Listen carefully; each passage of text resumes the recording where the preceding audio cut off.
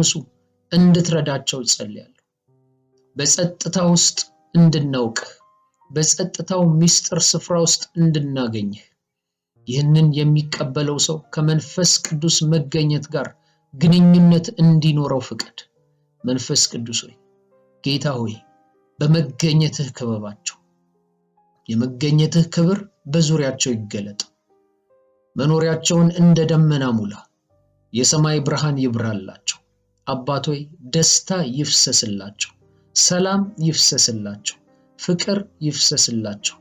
ያምሮ ግልጽነትን ስጣቸው። አሁን መገኘትህ በእነሱ ላይ እንዲሰማቸው አድርግ። በሕይወታቸው ዘመን ሁሉ መገኘትህ እንዲሰማቸው ይሁን። በኢየሱስ ስም እንጸልያለን። ጌታ ሆይ፣ ለተቀበሉህና ለሚያምኑ ይህንን ስላደረግክ አመሰግንሃለሁ። አሜን።